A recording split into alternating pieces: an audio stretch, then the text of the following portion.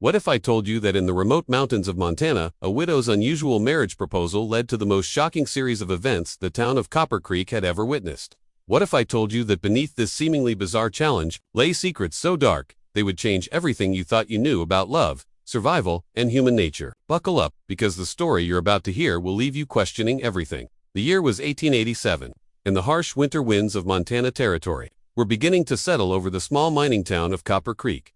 Nestled between the towering peaks of the Rockies, this isolated settlement was home to barely 300 souls, most of them miners seeking their fortune in the silver veins that ran through the surrounding mountains. But it was here, in this forgotten corner of the American frontier, that a story would unfold that locals would whisper about for generations to come. At the heart of this tale was Evangeline Blackwood, a woman whose beauty was matched only by the mystery that surrounded her.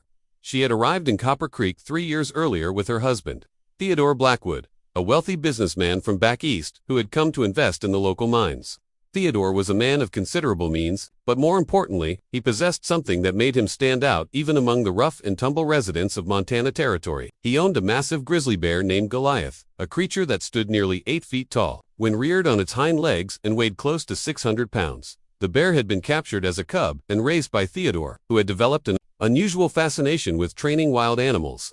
Goliath was unlike any bear the townspeople had ever encountered. The massive creature seemed to understand commands, could perform simple tricks, and most remarkably, appeared to be completely loyal to Theodore. The bear lived in a specially constructed enclosure behind the Blackwood mansion, a grand Victorian home that Theodore had built on the hill overlooking the town. But fate has a way of changing even the most carefully laid plans. In the spring of 1886, Theodore Blackwood met his end in what appeared to be a tragic mining accident. His body was found at the bottom of Widow's Gulch, a treacherous ravine where many had lost their lives over the years. The official cause of death was listed as accidental, though whispers in the town suggested that Theodore's business dealings with some of the less savory characters in the territory might have caught up with him. This left Evangeline alone with a fortune, a mansion, and most notably, Goliath the grizzly bear. What happened next would become the stuff of legend in Copper Creek and the surrounding region. Rather than selling the bear to a traveling circus or having the dangerous animal put down, as most reasonable people would have done, Evangeline made a decision that shocked everyone who knew her. She announced that she would remarry, but only to a man who could prove his worth by taming Goliath.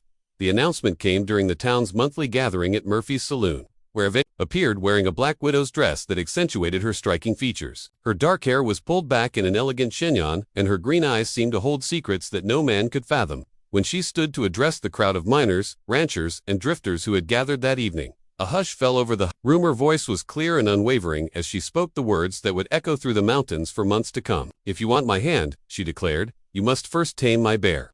The man who can spend one full night in Goliath's enclosure without running, without weapons, and without harm coming to either himself or the animal, will win not only my hand in marriage but also my late husband's considerable fortune." The challenge was as dangerous as it was bizarre, but the prize was too tempting for many men to ignore. Evangeline was not only beautiful but wealthy beyond the dreams of most frontier settlers. The Blackwood estate was rumored to be worth over $50,000, a fortune that could set a man up for life.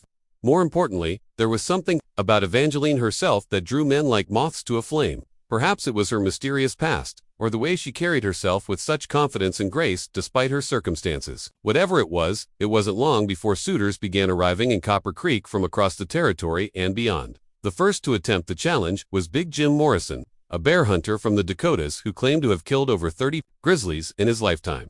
Jim was a mountain of a man, standing 6 feet 4 inches tall and weighing close to 250 pounds.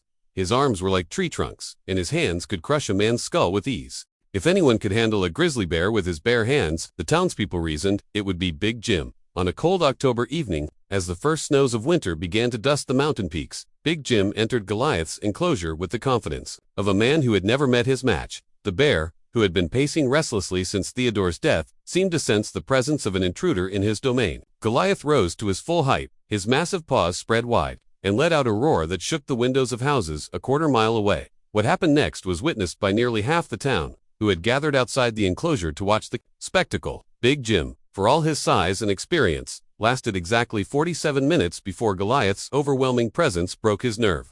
The hunter was found the next morning, huddled in the far corner of the enclosure, muttering incoherently about the bear's eyes and how they seemed to look right through his soul. He left town that same day and was never seen in Copper Creek again. Word of Big Jim's failure spread quickly through the territory. But rather than deterring other suitors, it seemed to attract even more determined men.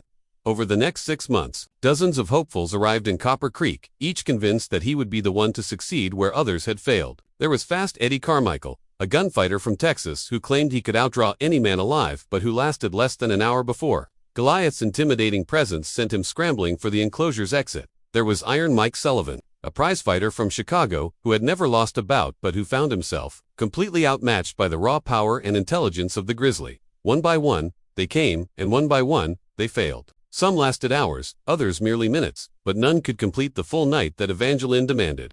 The failures began to take on an almost ritualistic quality, with the townspeople placing bets on how long each new challenger would last. Some men left town immediately after their failure, too embarrassed to face the community that had watched them break. Others stayed for a few days, drowning their shame in Murphy's saloon before eventually moving on to seek their fortunes elsewhere. As winter settled over Copper Creek, the challenges became less frequent, but they never stopped entirely. Evangeline remained in her mansion on the hill, tending to Goliath and maintaining her vigil for a worthy suitor. The townspeople began to whisper among themselves about the widow's strange behavior.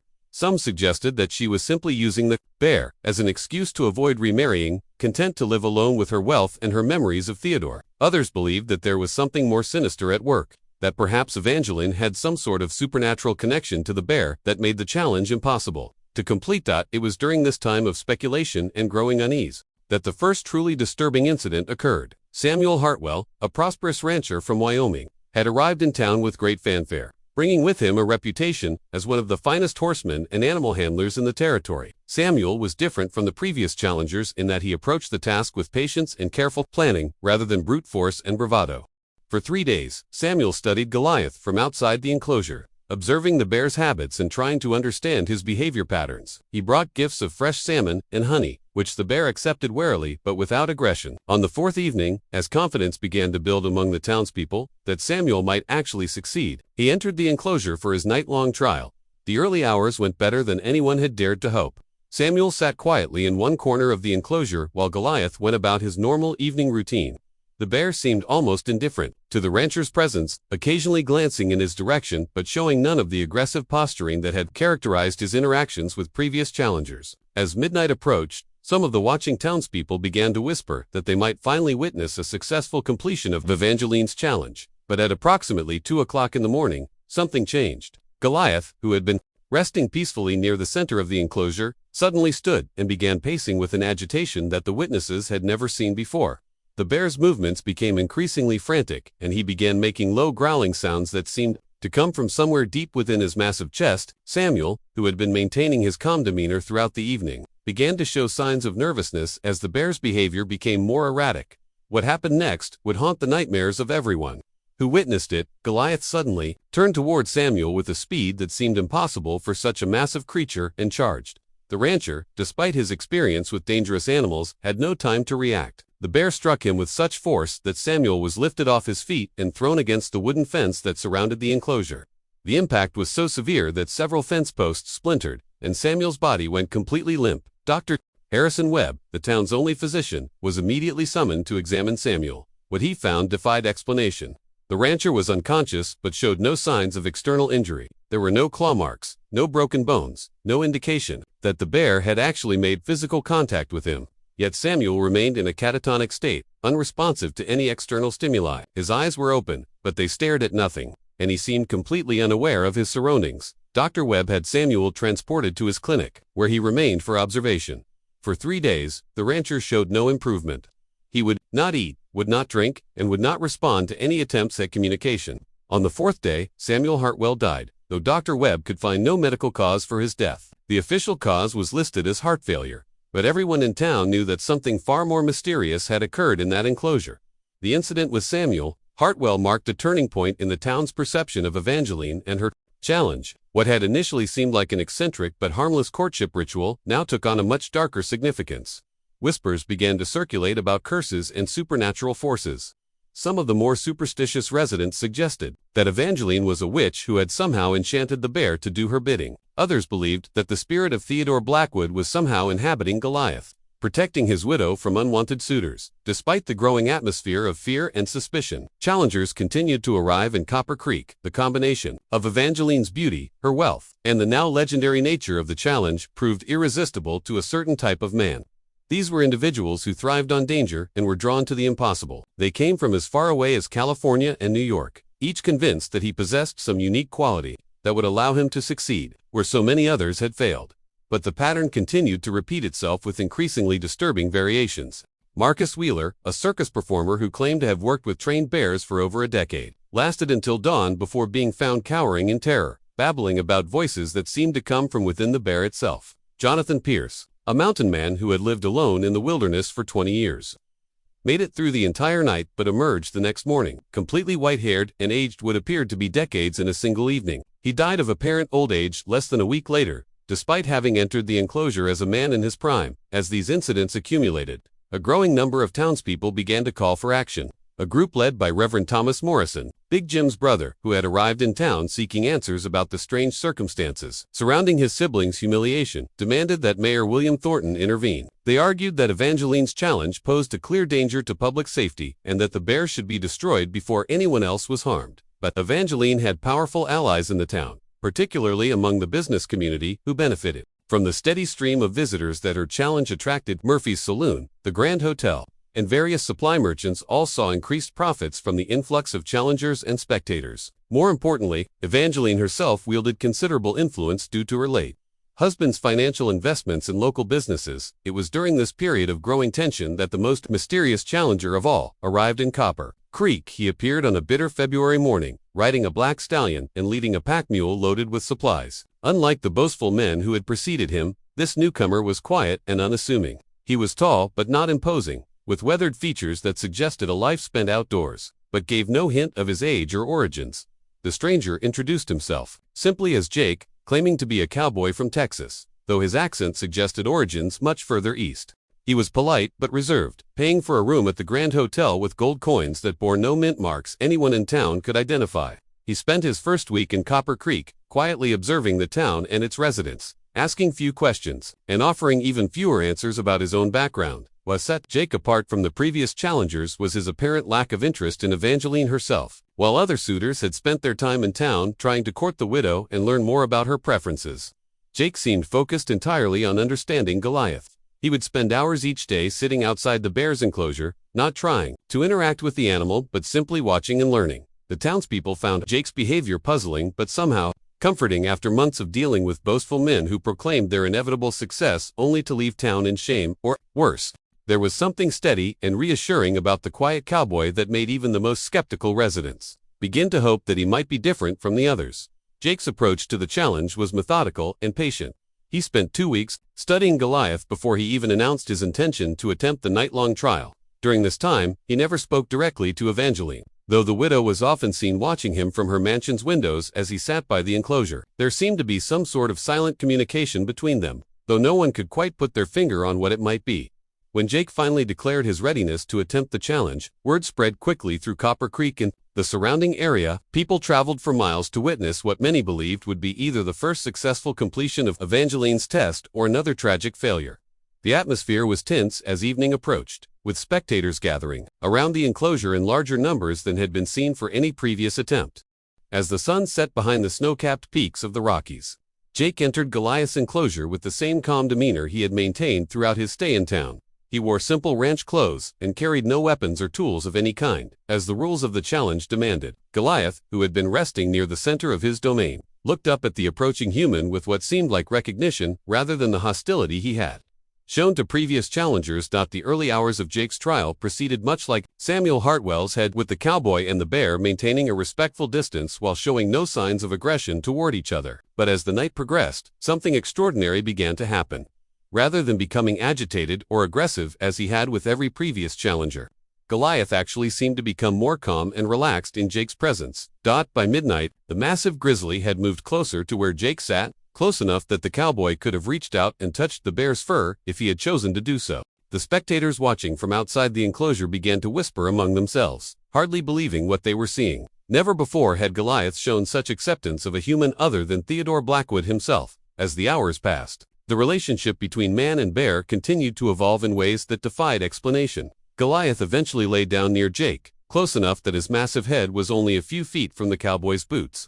Jake, for his part, remained perfectly still and calm, neither trying to interact with the bear nor showing any signs of fear or nervousness. It was as if some sort of understanding had been reached between them that transcended normal human-animal relationships. Dawn was breaking over the mountains when Jake finally stood and walked to the enclosure's gate, having successfully completed the full night without incident. Goliath watched him go, but made no attempt to follow or interfere. The crowd of spectators erupted in cheers and applause, hardly believing that they had finally witnessed a successful completion of Evangeline's seemingly impossible challenge. But the celebration was short-lived, as what happened next would prove to be the most shocking revelation in the entire strange saga. As Jake emerged from the enclosure, Evangeline came down from her mansion to meet him, as she had done with every previous challenger. But instead of the formal congratulations that the crowd expected, something entirely different occurred.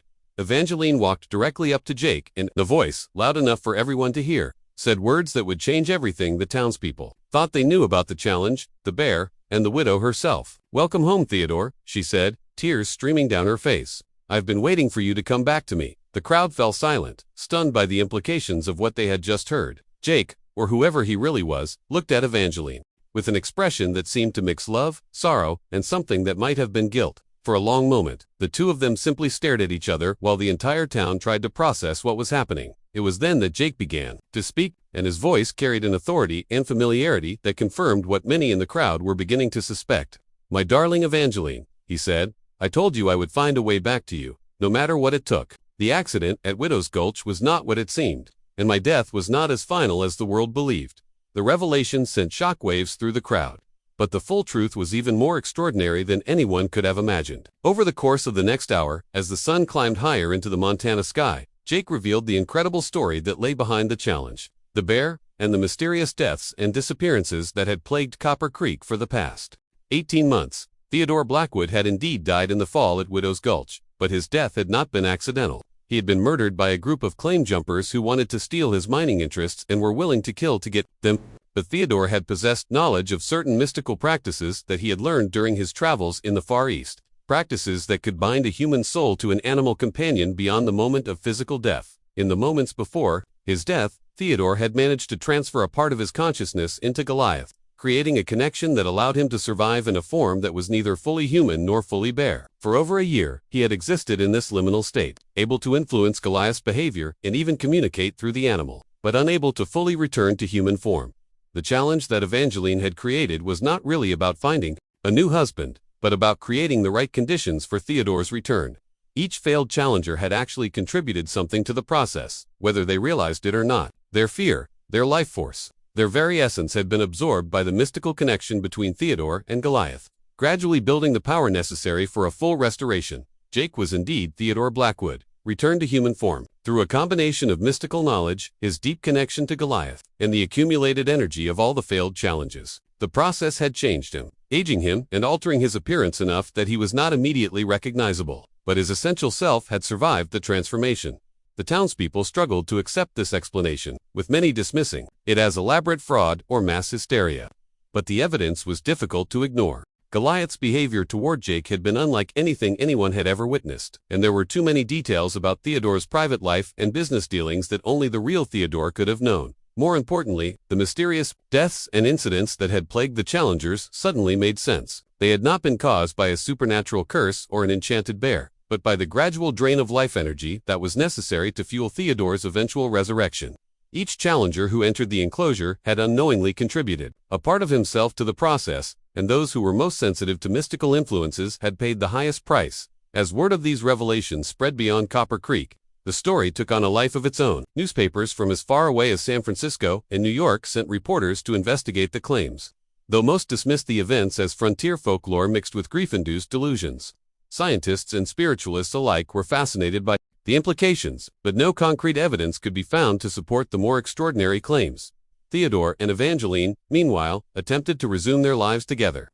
But the ordeal had changed them both in ways that made a normal existence impossible. Theodore's time in the mystical realm had left him with knowledge and abilities that were both fascinating and terrifying. He could communicate with animals, predict weather patterns with uncanny accuracy, and seemed to possess an intuitive understanding of human nature that bordered on telepathy. Evangeline, for her part, had been profoundly affected by the months of conducting the challenge and witnessing its effects on the various suitors. The guilt she felt over the deaths and suffering that had resulted from her efforts to bring Theodore back weighed heavily on her conscience. She had never intended for innocent men to be harmed, and the knowledge that their life force had been used to fuel her husband's resurrection haunted her dreams. The couple made the difficult decision to leave Copper Creek, selling their mining interests and most of their possessions before departing for parts unknown. Goliath, whose role in the mystical process had fundamentally changed his nature, was donated to a wildlife preserve where he could live out his remaining years in peace. The bear had aged rapidly during Theodore's restoration process and was no longer the magnificent creature he had once been.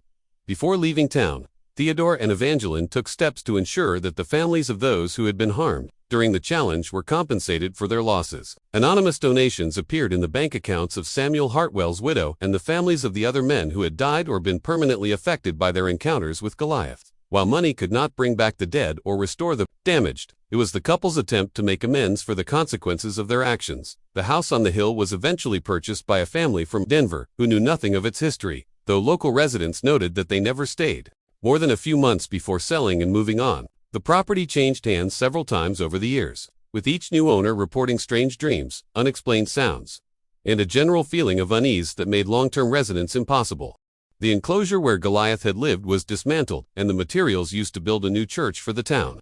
Though Reverend Morrison insisted on having the lumber blessed before it was used in construction, the church served the community for many years, and some claimed that services held there were more spiritually powerful than those in conventional houses of worship. Though whether this was due to lingering mystical energies or simply the power of suggestion remained a matter of debate. As the years passed, the story of the Widow's Bear Challenge became part of local folklore, passed down through generations of Copper Creek residents. The details became embellished over time, with each telling adding new elements of horror or romance depending on the preferences of the narrator. Some versions portrayed Evangeline as a devoted wife who would stop at nothing to bring back her beloved husband, while others cast her as a dangerous sorceress who manipulated supernatural forces for her own ends. Theodore and Evangeline themselves vanished completely from public record after leaving Copper Creek.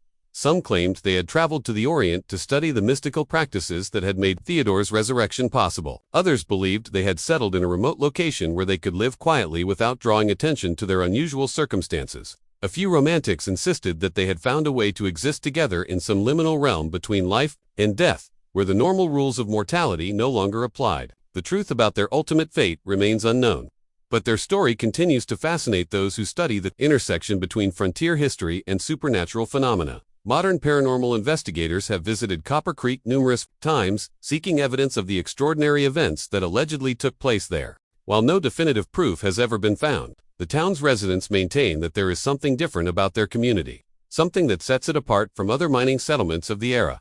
Perhaps the most lasting legacy of the Widow's Bear Challenge is the questions it raises about the nature of love, death, and the lengths to which people will go to preserve what they hold most dear.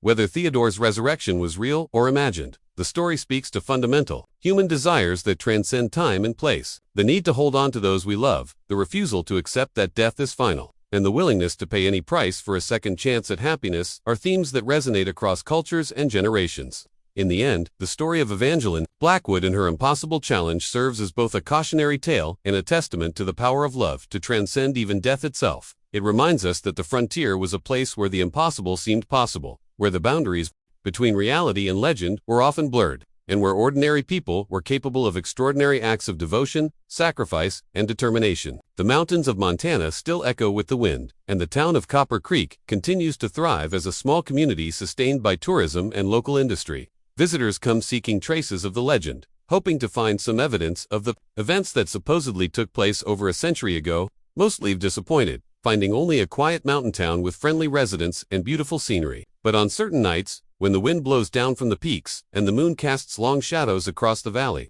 some say you can still hear the sound of a massive bear roaring in the distance, calling out across time and space for a master who will never return to reclaim him. What if I told you that in the remote mountains of Montana, a widow's unusual marriage proposal led to the most shocking series of events the town of Copper Creek had ever witnessed? What if I told you that beneath this seemingly bizarre challenge lay secrets so dark they would change everything you thought you knew about love, survival, and human nature? Buckle up, because the story you're about to hear will leave you questioning everything. The year was 1887, and the harsh winter winds of Montana Territory were beginning to settle over the small mining town of Copper Creek.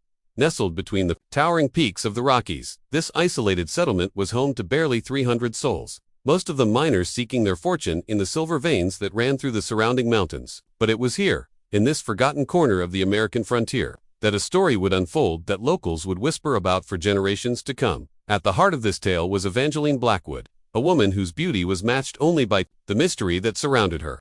She had arrived in Copper Creek 3 years earlier with her husband, Theodore Blackwood, a wealthy businessman from back east who had come to invest in the local mines. Theodore was a man of considerable means, but more importantly, he possessed something that made him stand out even among the rough and tumble residents of Montana Territory. He owned a massive grizzly bear named Goliath, a creature that stood nearly 8 feet tall, when reared on its hind legs and weighed close to 600 pounds. The bear had been captured as a cub and raised by Theodore, who had developed an unusual fascination with training wild animals. Goliath was unlike any bear the townspeople had ever encountered. The massive creature seemed to understand commands, could perform simple tricks, and most remarkably, appeared to be completely loyal to Theodore. The bear lived in a specially constructed enclosure behind the Blackwood mansion, a grand Victorian home that Theodore had built on the hill overlooking the town. But fate has a way of changing even the most carefully laid plans. In the spring of 1886, Theodore Blackwood met his end in what appeared to be a tragic mining accident. His body was found at the bottom of Widow's Gulch, a treacherous ravine where many had lost their lives over the years. The official cause of death was listed as accidental, though whispers in the town suggested that Theodore's business dealings with some of the less savory characters in the territory might have caught up with him. This left Evangeline alone with a fortune, a mansion, and most notably, Goliath the grizzly bear. What happened next would become the stuff of legend in Copper Creek and the surrounding region. Rather than selling the bear to a traveling circus or having the dangerous animal put down, as most reasonable people would have done, Evangeline made a decision that shocked everyone who knew her. She announced that she would remarry, but only to a man who could prove his worth by taming Goliath. The announcement came during the town's monthly gathering at Murphy's Saloon, where Eve appeared wearing a black widow's dress that accentuated her striking features. Her dark hair was pulled back in an elegant chignon, and her green eyes seemed to hold secrets that no man could fathom. When she stood to address the crowd of miners, ranchers, and drifters who had gathered that evening, a hush fell over the room. Her voice was clear and unwavering as she spoke the words that would echo through the mountains for months to come. "If you want my hand," she declared, "you must first tame my bear." The man who can spend one full night in Goliath's enclosure without running, without weapons, and without harm coming to either himself or the animal, will win not only my hand in marriage, but also my late husband's considerable fortune.